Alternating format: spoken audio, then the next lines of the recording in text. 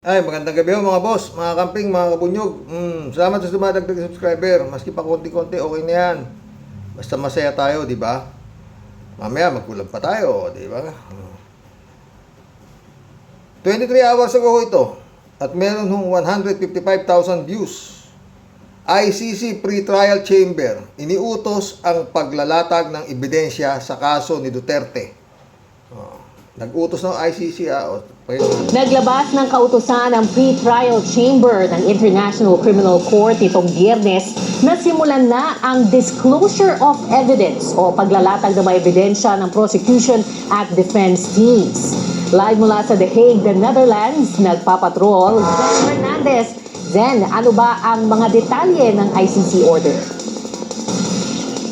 Pia, hinihingi na ng mga huwes ng pre-trial chamber ang ilang mga paunang impormasyon tungkol sa mga ebidensya, mga dokumento at mga testigo na maaaring iharap ng magkabilang kampo. Gaya ng iyong nabanggit, ito ay bahagi ng proseso na tinatawag na disclosure of evidence o yung pagpapakita ng ebidensya ng magkabilang kampo. Ito ay medyo mahaba-habang proseso na inaasahang matatapos bago ang confirmation of charges hearing na itinakda sa September 23. At syempre, layunin ng hakbang na ito na masiguro ang patas na mga paglilitis.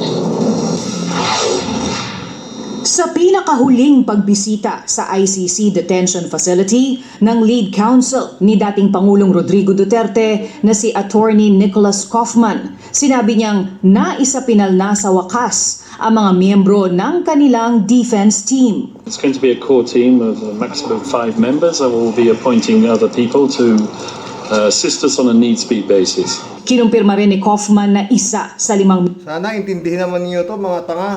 Hindi sigaw kayo sigaw na Duterte, send him home. Hearing na to, wala nang anong mamaya tayo ha. miyembro ng defense team ay Pilipino pero tumanggi na siyang pangalanan ito. Isang order naman ang inilabas ng pre-trial chamber Biyernes ng gabi bilang bahagi ng disclosure of evidence. Binibigyan ito ang prosekusyon ng hanggang April 4, 2025 na ilahad ang kabuoang bilang ng mga ebidensyang hawak gaya ng documentary evidence, mga larawan, video o audio recordings na basehan ng kaso, pati na ang mga ebidensyang posibleng pumabor sa suspect na dapat makita ng defense team. Hinihingi rin ang bilang ng mga testigo at kung kailangang itago ang kanilang pagkatao o bigyan ng dagdag na seguridad para sa kanilang kaligtasan. Hanggang April 11 naman ang binigay na panahon sa defense team para ipaalam sa korte kung magbibigay ng alibay at kung may balak magsagawa ng sariling investigasyon, magsumite ng ebidensya, magpresenta ng mga testigo, testimonya o mga dokumento na kailangan ding ipakita sa prosekusyon. Inaatasan din ang ICC registry na ilatag ang proseso sa mga biktima at testigong lalahok sa mga pagdinig. Umaasa ang ilang pamilya ng mga biktima ng extrajudicial killings na makakaharap sa ICC para ilahad ang sinapit ng mga kaanak. Kasabay nito ang hiling na mabigyan din sila ng proteksyon.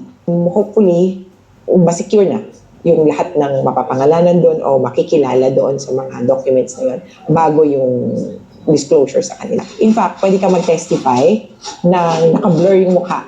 The court can take steps that when you testify publicly, there are additional steps that you will not be identified. Nauna nang sinabi ni Vice President Sara Duterte, walang basehan ang pangamba ng mga testigo at biktima.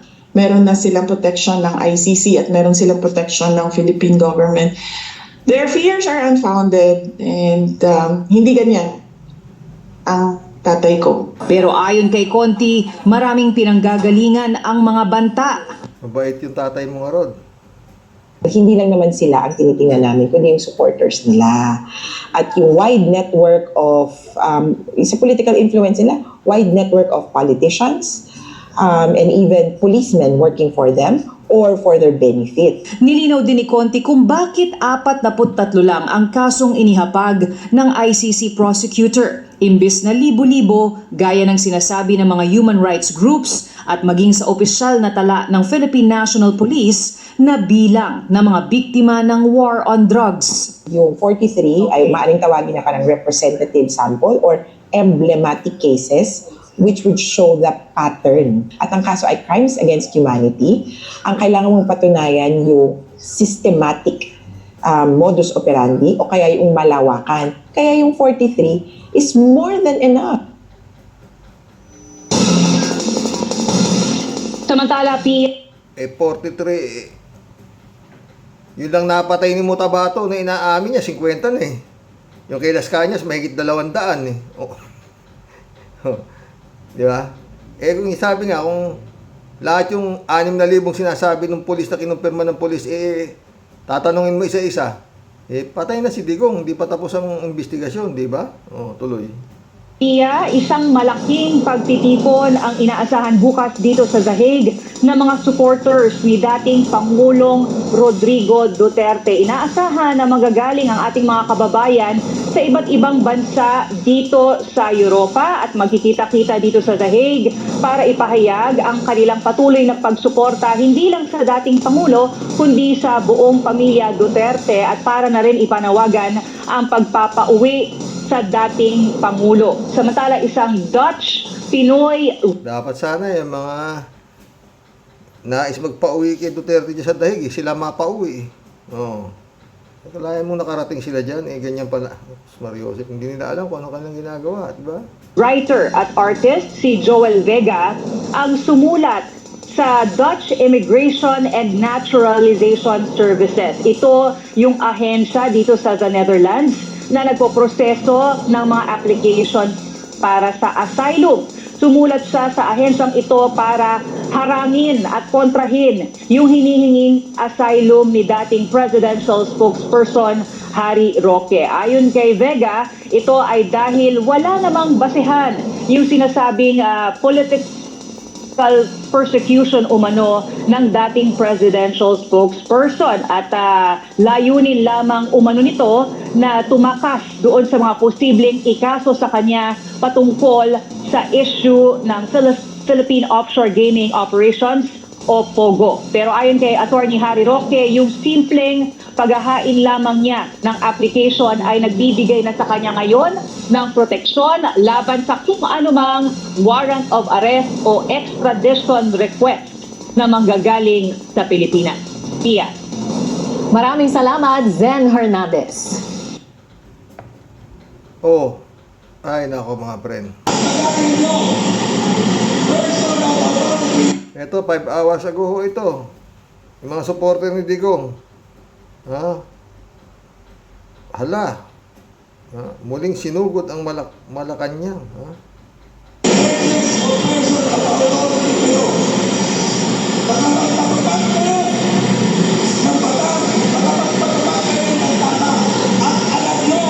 Tama na yan.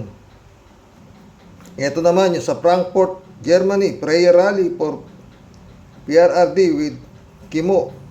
March 22. Lumalakas po ang loob namin. Kabigla-bigla po ang nangyari sa ating dating Pangulo. Hindi naman po maipagkakaila, mapapanood nyo naman po sa marami. Makikita nyo sa social media. Paano? Tama na yan. Ewan ko kung anong utak, no, mga friend. Marami pa ho yan. Meron pa sa Davao, kung saan-saan, di ba? Eto, meron pa, Bumaha ang mga Pilipino sa Netherlands. Thank you, Lord. Huwag niyo pong pababayaan si PRRD. Ano, Lord? Ano ba ang klaseng katangahan naman to, Sus Maria Joseph? I can't turn back now, 'cause you brought me to... Yan, Yan. Yan, sa Netherlands yan. Pinatay ko at merong sound baka maka-copyright tayo di ba? Yan sila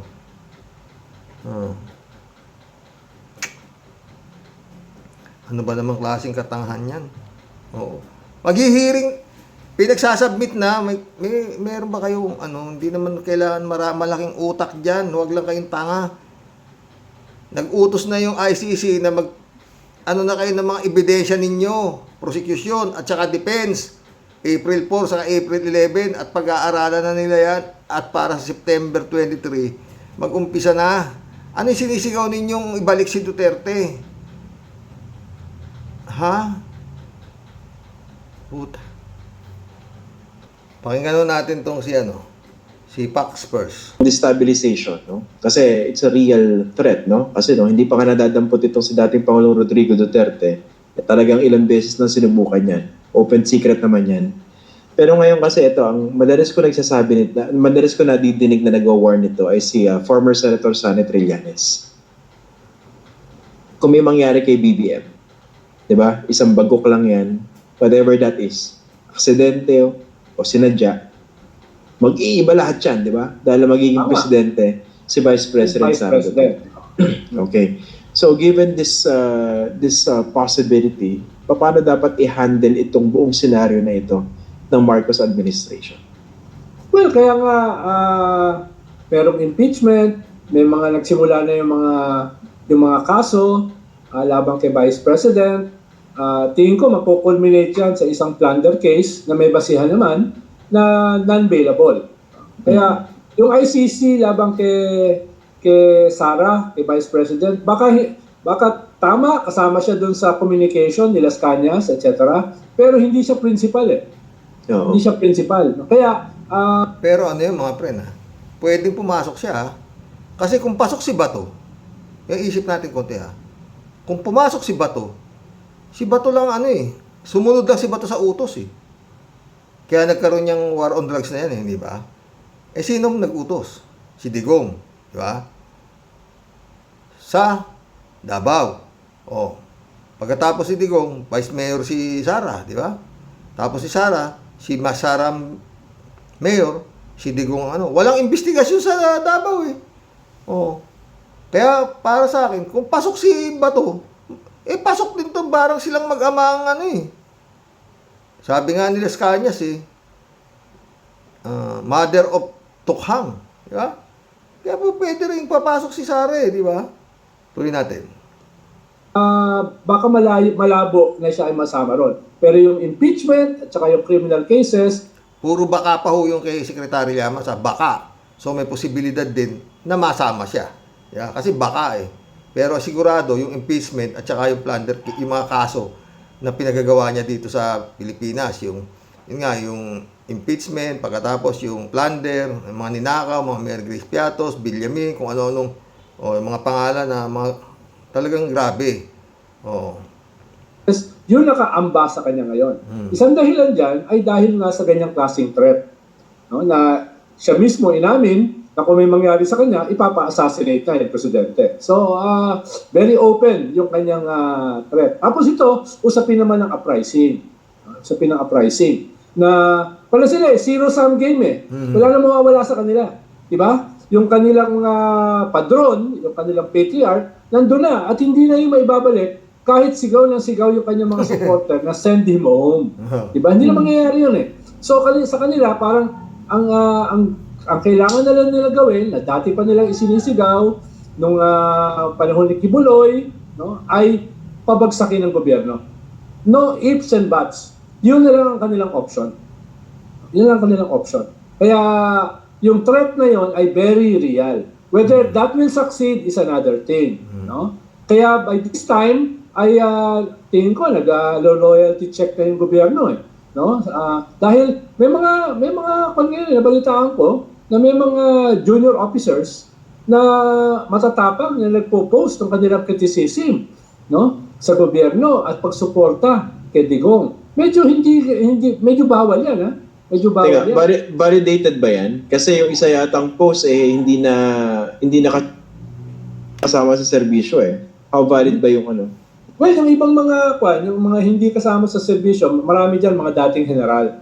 Diba? Yan yung mga pumipirma Diba? Pumipirma sa mga petition. No?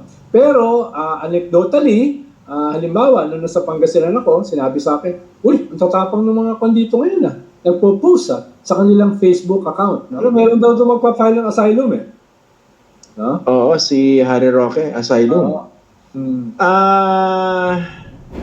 Ganon, Ano na lang ho yan mga friend. Yan hong rally-rally na yan, marami na hong ano na yan. Kung ganyan lang, okay lang. Pero wag na hunin yung piliting, yung destabilization na sinasabi para pabagsakin ng gobyerno. Naku, hindi ho ganun kadali yan. Lalong-lalo na yan, gusto nyong mangyari, iuupo nyo si Sara Duterte. Para talsikin nyo yung Bongbong Marcos. Naku, malabo po yan, suntok po yan sa buwan. Oo. Isusubo lang ho kayo nung inyong itong Duterte sa sakit ng katawan. Maawa ho kayo sa inyong mga anak, asawa o ano. Hindi ho kayo aanuhin yan. Rebellion ho ang gusto nyo mangyari. Didestabilize yung gobyerno. Hindi, gobyerno po yung kalaban ninyo. Mabuti kung kaya nyong gawin yung ginawa ng People Power 1. No? Na isusubo ninyo yung mga pare, madre, ganon. Tsaka yung may suporta kayo ng militar. Mahirap po yan. Dadanak ho ang dugo. Baka ito na yung sinasabi ni Sara Duterte na God save the Philippines. Yung sabi ko nga, di ba, may laman yan. God save the Philippines na yan. Baka ito na, isusubo na kayo na sinasabi na wag nyo payagan na ganito, sinuko ng sa ibang dayuhan. Yung nagreklamo ho doon sa dahig, Pilipino. Hindi naman ho dayuhan yung mga namatayan, mga libu-libong namatayan. Dahil di sa kagagawan niya si Duterte. Mahirapan ho yan. Ngayon, yung yan, ang naman nyo. Pero sa totoo lang hindi ako niniwalang gumagalaw ho ang tao nang walang bayad. Hindi ako niniwala dyan. Para magsisigaw ka, sinisigaw. Bakit? Yun nga hindi, kayo, bulag? Hindi nyo ba alam kung ano nangyari sa Pilipinas noong panahon ni Digong? May mga ebidensya ho. May mga ebidensya, maraming namatay. Nagkabaon-baon sa utang. Parmali, hindi nyo ba nasundan yung ng parmali? Hindi nyo ba nasundan yung minumura yung Diyos, yung sinasamba, ipinagtatanggol? Pati yung Pope, minura. Ano kayo? Hilo? Katoliko ho kayo, naniniwala ho kayo sa Diyos, itong inyong pinagtatanggol, yan daw ang magiging presidente ng impyerno. Ano ba? Mga friend? Ito masakit niyan. No? Sana mali ako. No? Baka itong yun hong warrant of arrest may takip lang di ba? Pero yung kasamahan ni Digong nandoon, kaya may kabigan ni Secretary Llamas baka kasama si Sara, ganun ganito ba? Kung sigurado si Bato nakasama diyan at sila Albayalde, kayo na sumagot. Malabong masama si Sara. Ngayon, kasi alam na ni Bato na may warrant of arrest na siya May nagtimbre na sa kanya, sabi niya, di ba? Kaya hindi na siya sumunod sa Hong Kong. May nagtimbre na sa kanya At saka may nilabas na nga di ba? May mga may mga takip lang yung mga pangalan nakasama ro sa arrest warrant. So meron na. Kaya lang may takip. Kung nagawa kay Digong, bakit hindi pwedeng gawin sa anak? Malamang yan todas. Father, pati daughter.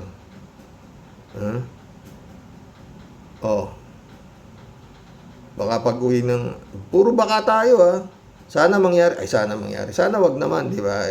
Anyway. Baka ganun din. Kung anong ginawa kay Digong, ganun din ang gagawin kay Sara. Parehas lang sila, di ba? Parehas lang naman sila.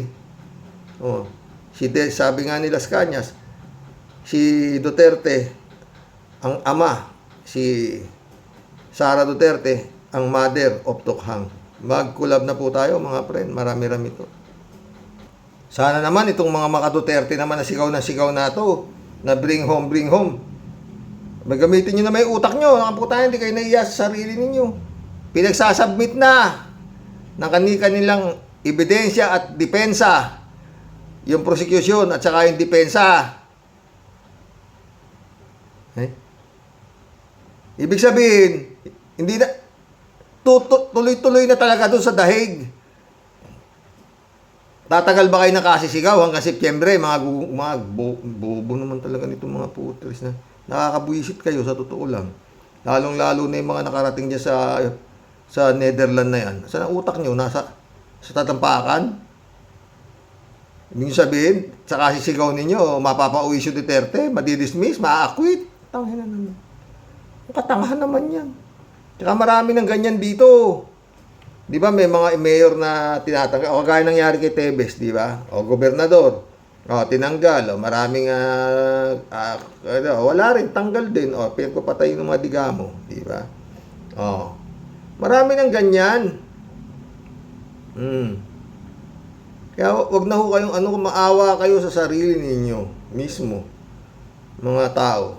No? Kung sino man yung organizer ninyo na nag-aano sa inyo na para kayo magsasama dyan, Diyos ko mga to. Ewan ko sa inyo. Maliwanag na yan.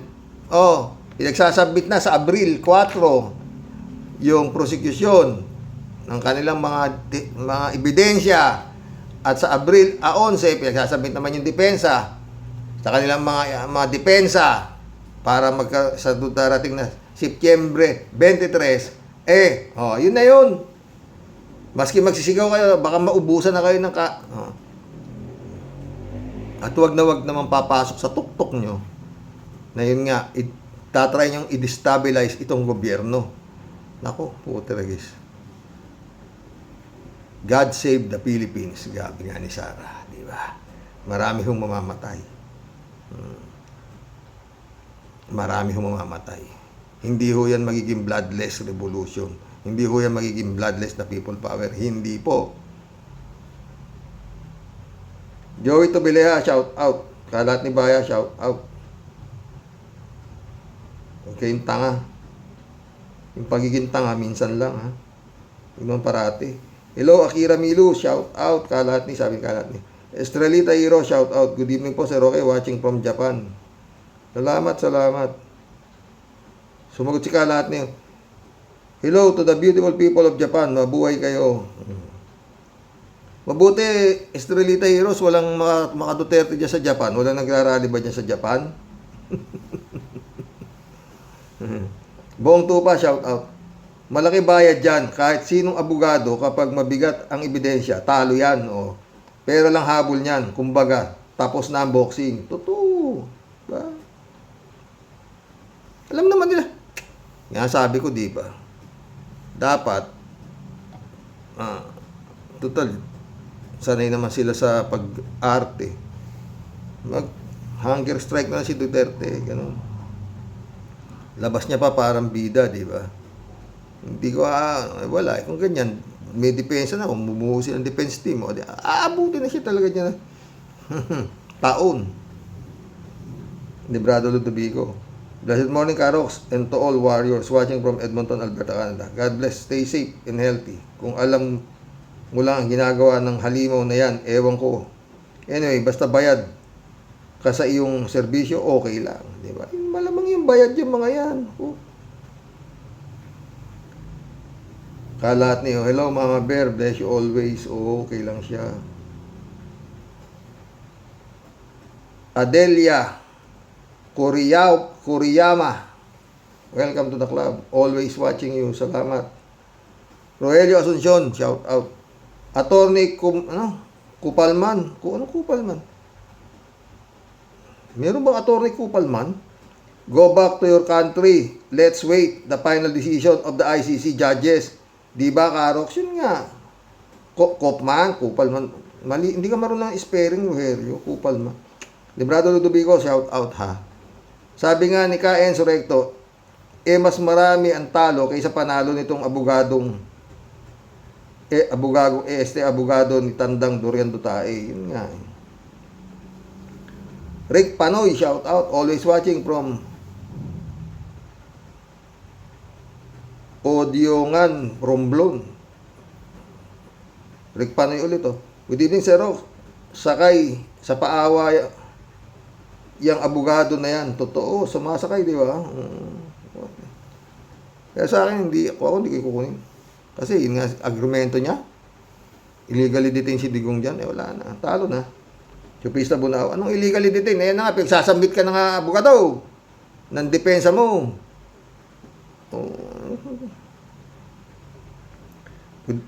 Chupista Bunao. Good evening po, Kuya. At sa mga mahal mong po sa buhay. At sa mga ka-warriors. Ano itong abogado na ito? Sobrang magpa-impress. May mga mangingibabaw pa ba sa katotohanan? Totoo. Eli, shout out. Bigyan ng night duty si Digong para hindi naiipatay tayo.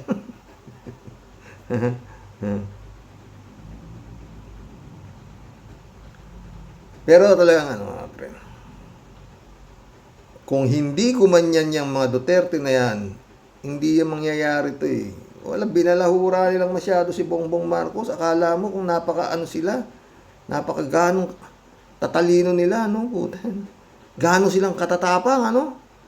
Naku, marami na ako nakitang matapang. Hindi ko umubra sa gobyerno. Kawawa lang kayo. Lalo na pag wala kayo suporta sa mga tinatawag nating Katoliko, mga ganyan. Kagaya ng People Power One, ang ganda ng pagkakadala, no? Kalahin mong ipinrant yung mga madre pare. Tsaka mga PWD. Puta, iniharang sa mga tangke. Mga nagrurosaryo. Diba? Kung kaya niyo yun. Saan kayo kung pare? Nasama siya yun. Minumura ni Digong yung pare. David Alimindola, shout out. Good evening po, Karox. Bakit po yung mga pinagtutuunan ng pansin ni Koopman na illegal ang pagkakakulong ni Digong sa Dahig?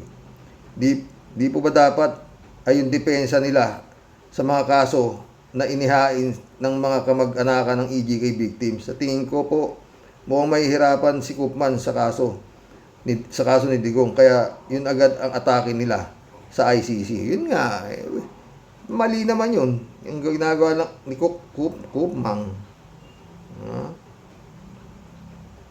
Sa AJ, shout out.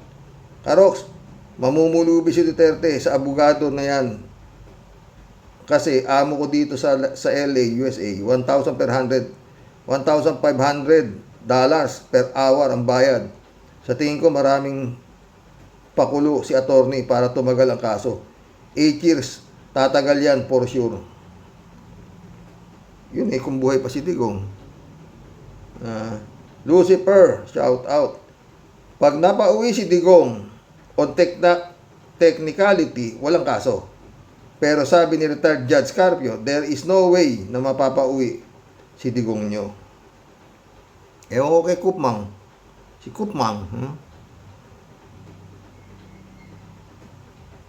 Lin Net, shout out. Daw. Ay hindi sigurado. Kaya lang naman nila ginagawa yan dahil sa pera. Binabayaran ng mga yan para sirain ang Marcos administration. Kapal na mga pagmumuka ang mga kupal na yan. Kapal nga putik yan. Kaya pero anyway, kailan kaya matatapos itong pasang krus ni BBM na mga Duterte na ito, no? Shout out, Atty. Claire Castro, Shirley J. Sir. Siyempre, lahat ng abogado, sasabihin na mananalo sila kahit mahirap ipanalo sa September 28. September 23, friend, natin yan malalaman kung may posibilidad silang manalo. Pero wala akong believe sa mga abogado na mga killers. Sa Diyos pa rin ako bumibilib. Totoo yan. Wala yan, Karox. English lang magsalita yan. Kaya mukhang kahanga-hanga. Pero wala yan. Halos 9 na taon ang hinihintay ng mga biktima ng EJK. Kaya manalig lang tayo sa Diyos. Totoo yan, friend. Shirley Jaser ulit, oh. Buti nga dyan sa mga DD-shit na mga yan. Buti nga dyan sa mga DD-shit na mga yan. Mga nagmamagaling, puro mga sinungaling. Totoo. Sinungaling ang amo nila, eh. Federico Mandak, shout out. Sino ba ang nag-interview sa kanya kung illegally detained yan? Hindi na dapat tinatanggap ng ICC yan. Pera-pera yan, per hour. Daw pala bayad dyan sa defense team. Kung ako ang abogado, patatagalin ko yan. Bakit ko pauuwin agad, di ba? Paasa din yata itong abogado na to. Ang mabigat dyan, parehas ang daig, eh. Buti sana kung gagaya ng Pilipinas sa pwede mong tapalan ng pera ang justisya. Diba? O, diba? Sabi ni Digong yan. O, diba? Pwede rin kumanda ko. Dinaan na lang sa pag-iyak-iyak ang mga vloggers ng mga yan, sabay hingi na sorry. Takot makontempt. Mabait pa rin ang committee at pinatawad sila. Pero ngayong nakakulong na ang amo nila, babaliktad na yan. For the views na lang ang mga vlog nila. Nagsorry pero walang sinseridad. Wala talaga, friend. Lalo yung lalaking pinagpipilitan ng answer ng water cannon. Water cannon din ng Pilipinas. Kaya nasopla siya ni Commodore Tariela. Oo, mukhang may tililing. Lahat sila mukhang may tama. Chupista Bunao. Grabe ang mga vlogger na yan. Ang tatapang sa pagpapakalat ng fake news. Ngayon, akala mo maamon tupa, lalo na si Trixie Angeles Cruz. Dapat di lang public apology ang parusa nila. Di pa rin matututo ang mga yan, lalo na silang gagawa ng mga kawalangyaan sa mga taong di marunong mag-isip. Totoo. Joselito, mabait, shout out. Chupista Bunao. Hi Ted, seryoso akong nanonood kay Kuya Rox nang sabi mong magpabili ng sapatos ang nanay ni Amy. Sobra akong natawa. Mo na si Ted, Chupista. Oo. Talagang ganyan yan, eh. Lintik ang sense of humor din, eh. Tindi, no? Mapatawa mo ko, di matindi ka. Pwede rin kumanda ko nito. Maiba ako ng topic. Kung isa sa pelikula ang buhay ni Digong, sino ang gaganap? Si Ipe? Kaya si Robin, si Jinggoy, si Bong Revilla, si Lito Lapid, si Pacquiao, o si Willie Revillame?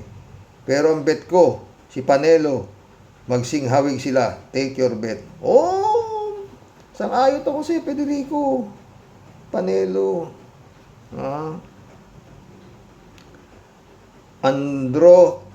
Andronico Roda. Shout out. Chupista ulit, oh. Isa ka pa, mundo. Huwag nyo namang i-booking si... si Mr. Ipek Tibo, baka maudlot. Katuwaan lang po para masaya. Patay tayo dyan.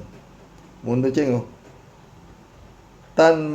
Mga nagbibigay ng fake news, hindi na dapat pang patawarin pa sila ang nagbibigay lason sa isipan ng mga ating kababayan. Totoo. Mga tanga, eh. Mundo ulit, oh, pre. Hanggang kailan kaya magtatago dyan si Brief? Sa Brief si ni Chis Escudero. At kung matalo ka pa pagka senador, sa Mayo, paano hindi ka na senador? Ha ba to? Wala yan. Magtatago talaga yan. Nanginginig, eh. Mundo ulit, oh. Dapat pa nga lahat ng mga sinungaling na nagbibigay ng fake news ay putulan ng dila para hindi na pamarisan. Pwede rin yan. Maganda sentensya yan. Chupisa Bunao ulit, oh. Ang ganda ng taktika mo, po, BBM. Kahit lagi kang sinasabihan ng mahina, pangiti-ngiti ka lang yung pala. Napakaganda ng malupit na nakandag ni Kuting. Sorry, kamandag ni Kuting. Sorry kuya, ang sabi ko kung comment. Good night po sa iyo at sa mga ka-warriors. 3J show po. Nabigla si Maharlika na yung Kuting na tinawag niya, napaaresto si Digong at Gibbs. Di ba? Tanga-tanga rin niya si Maharlika na yan, eh. Kala mo rin si matalino eh. Oh, sa totoo lang, kanilang daldal. Laban! Wala akong magawa yan para madali na yan. Ren Shervin Sapeda, shout out. Christian Sen, July 7, Alcantara, shout out sa inyo mga boss. Ren Dolor Garcia, Pen Amy Bingson, shout out. Eman Escalona nak, shout out ha. Sabi ni Ren Shervin. Ano daw si Rox? Anong fake news ang pinagkukuda niyang si Kopyang B? Ang name Sir Crocs. Naku Mang Ambong Hinduropot. Huwag ka munang magbilang ng sisiw at di pa napipisa ang itlog, okay? See it is to believe it. Huwag kami, okay? Huwag kang masyadong maangas at masyadong believe sa sarili mo, okay? Alam namin nang gigigil ka na sa ibabayad sa yung euro. Kaya ikaw gigil na to the max. Mapasama sa lineup ng defense ni Ingkong.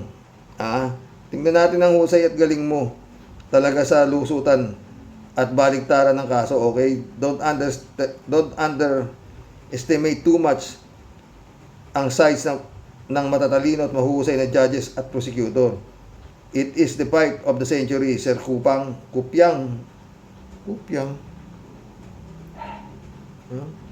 Hindi naman Kupyang eh. Kung ako sa iyo, kumalma ka muna. Hindi makakabuti sa iyo ang masyado kang epal at masyadong mayabang, Sir Kupyang. Alimutan ko tuloy yung pangalan yan. Kupyang ka ng Kupyang. Ang kliyente mo ay isang matinik na pusakal. Naglubog sa kumunoy ng utang ng Pilipinas. Walang kaluluwa kung magpagurgur at magpakulong ng mga tao sa bigat ng kanyang mga kaso at nailusot mo yan, Sir Kupyang, talagang isa kang malupit na sundalong kanin na dapat saluduhan. Ano po, Sir? Oo. Ipuposta ko lahat ng aking rayuma.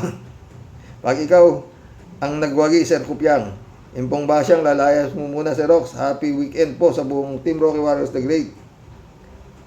Ang sa inyo pong lahat, tunay pong nakikibaka at nakikiisa sa pagsugpo ng mga pinutukan ng linting ng mga pesting surot.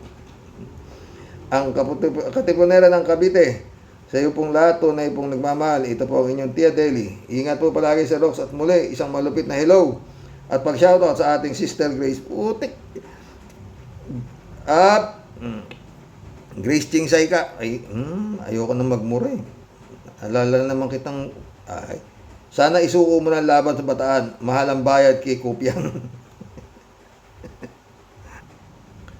Marilo Pabianak, shout out Blessed Sunday po, tay. Wow naman. Very competent na talaga kaagad si lawyer. Well, subaybayan ka po namin kung magtatagumpay at ang kasamaan laban sa katotohanan. Manaigang hustisya, ano pa man galing lumusot ng defense nila. Si Lord ang ating sandigan para sa ipagtatagumpay ng hustisya sa biktima ng EJK. God bless them. Di ba? 3JC Hopo. Mukhang hindi in good terms sila Sara at Hanilet. Ang tunay daw, ayan, Xerox may daw. Ako naasawa ang tunay daw na asawa ang bibisita kay Digong sa Netherlands. Mukhang sabay-sabay ang mga problema ng mga Duterte. May impeachment trial si Sara, nawawala si Pulong, si Bastide busy daw sa kampanya. Mahalaga pa yung kampanya kaysa sa tatay Digong niya. Yung kayamanan pa nila na ipapiprisay, yan sila rin naman ang may gawa. Totoo yan. Ray Shop ulit Ganito lang yan, Sir Rox. Kung illegal ang pagka-detain kay Digong sa ICC, yung mismong mga judges sa ICC ang mismong magpapabalik kay Digong sa Pinas. Ora mismo. Totoo. Tatanga nga, friend Jane Hindi po sila mga mangmang para interviewin si Digong nung dumating si Digong sa ICC. May gulay ang mga international lawyer, judges. Hindi yan katulad ng mga judges sa abogado natin sa Pinas. Bara-bara lang. Si Bato nga, aminado na legal ang pagkakaaresto kay Digong Sa bagay, expected naman yan. ang sasabihin ng mga DDS na at ng abogado. Given na yan. Totoo yan, prem. Ha? 3J Soup ulit yun. Hello, Sir Rox.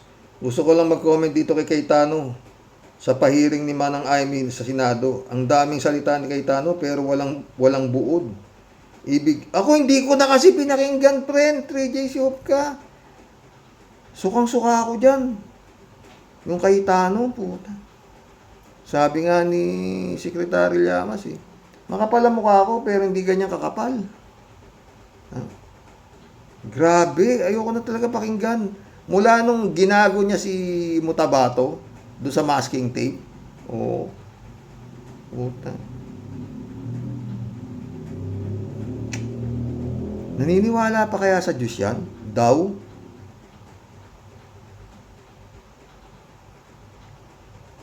Hindi kaya may sira ang ulo niyan daw? O, puro may daw tayo ngayon. Diba? Ano ang pangalan nun? Si Chu.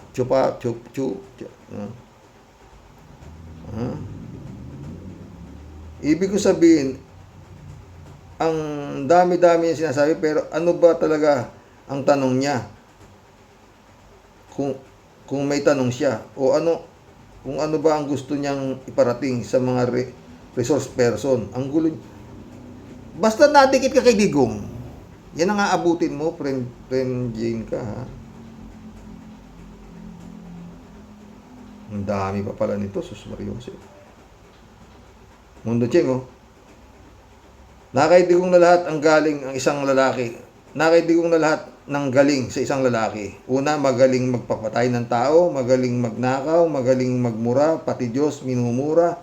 Kaya pati mga makadigong ay okay lang murahin ang Diyos Katoliko, kaya silang best actor, pamasman o Oscar pa man.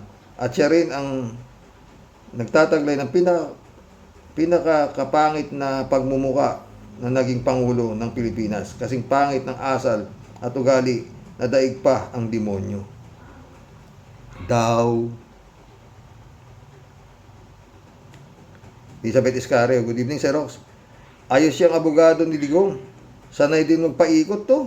At syempre, hahanapan ng butas ang pagkakahuli nito papunta dyan sa ICC. Grabe, akala mo sigurado ang gagong abogado na ito na maiuwi niya daw si Digong.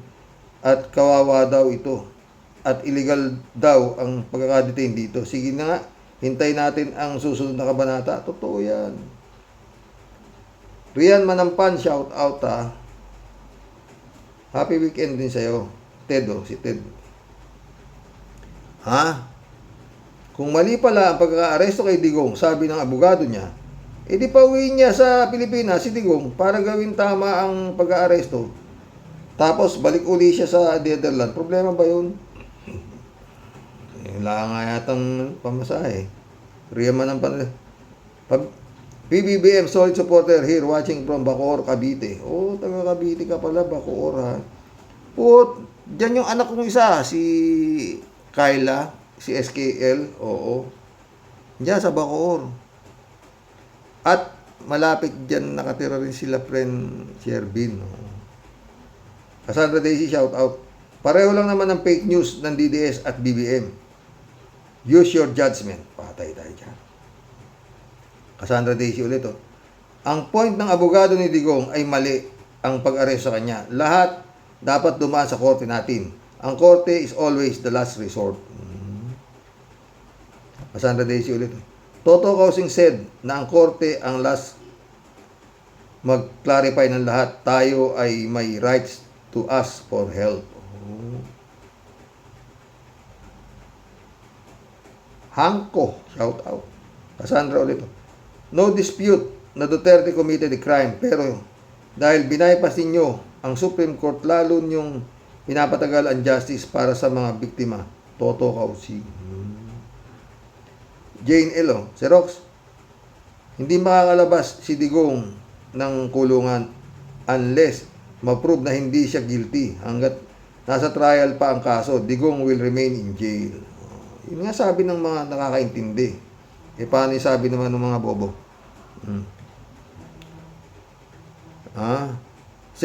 Duterte. Jane L. Xerox, bumaliktad na ang mundo para sa mga Duterte. Kahit na hindi natin mapipigilan yan. Oo, marami silang pera, trilyones, at nauubos yan kahit gaano pa karami, lalo't wala namang pumapasok na pera. Mapipris pa ang mga accounts nila. Lahat ng ito will take a toll on them. At sa haba ng trial, maaring may mga Duterte na ma-depress, matakot at mawala ng lahat ang power nila. Diba?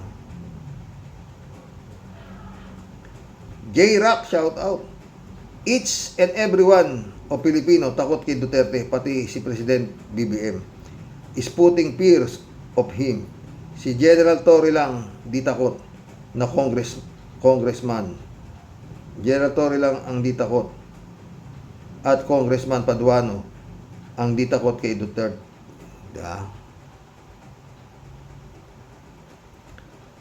Sydney Bangsoy, shout out.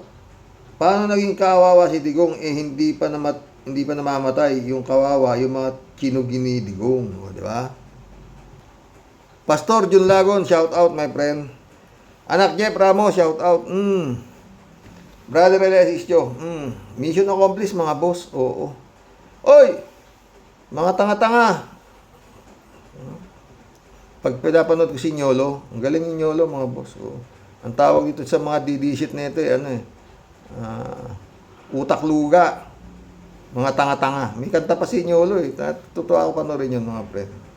Oh, magaling. DDS utak luga, DDS tanga-tanga. Hanggang bukas po muli mga friend. Oy, mga DDS. Kalimutan nyo na yan. Nananaginip kayo ng gising na yung si Digong nyo ay mapauuwi pa ng Pilipinas. Pinagsasubmit na. Nag-uutos na yung ICC na mag-submit ng ebidensya yung prosecution at depensa yung si Kupman, ano man ito mga to? Simpleng-simple, di ba? Para sa darating na Setyembre 23. At paulit-ulit, no? Sabi ni Digong, huwag niyong subukan, masasaktan kayo. Yung destabilization na yan. Ay, naku. Huwag niyong subukan. Masasaktan kayo. No? Magandang gabi po mga boss. God bless.